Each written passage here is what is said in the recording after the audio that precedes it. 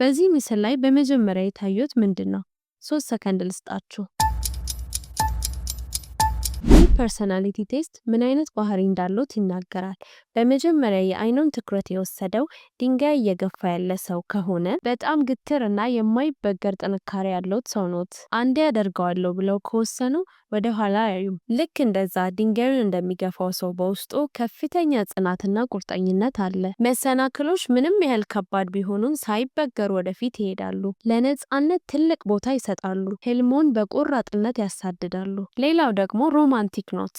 ለፍቅር ያሉት እይታ የተለየ ነው። እውነተኛ ፍቅር የሰውን ነጻነት መገደብ ሳይሆን መተማመንና ትልቅ ቦታ መስጠት እንደሆነ ያምናሉ። ሁለተኛ፣ በመጀመሪያ የአይኑን ትኩረት የወሰደው ሽማግሌው ከሆነ ሰዎች ሁሌም ወደ እርሱ መቅረብ ይፈልጋሉ። ምክንያቱም በተፈጥሮ ሳቢና ማራኪ ሰው ኖት። የእርሶ ደግነትና ለሰዎች የሚሰጡት እንክብካቤ በሄዱበት ቦታ ሁሉ ተወዳጅ ያደርጎታል። ይሁን እንጂ ወደ ውስጡ የሚያስገቧቸውን ሰዎች በጥንቃቄ ነው የሚመርጡት። ይህ ማለት ግን ኩሩ ኖት ማለት አይደለም። ይልቁንም ለእውነተኛ ጓደኝነትና ለጥልቅ ስሜታዊ ትስስር ትልቅ ቦታ ስለሚሰጡ ነው። የሰዎችን ድራማና የአእምሮ ጨዋታ ቀድሞ የማወቅ ብቃት አሉት። እንደዚህ አይነት ሰዎችን በዝምታ ርቀቱን ይጠብቃሉ። ምክንያቱም ከእንደዚህ አይነት ሰዎች ጋር መሆን መጨረሻው ህመም ወይም ጉዳት እንደሆነ ያውቃሉ። ቀድሞ የታየው የትኛው ነው?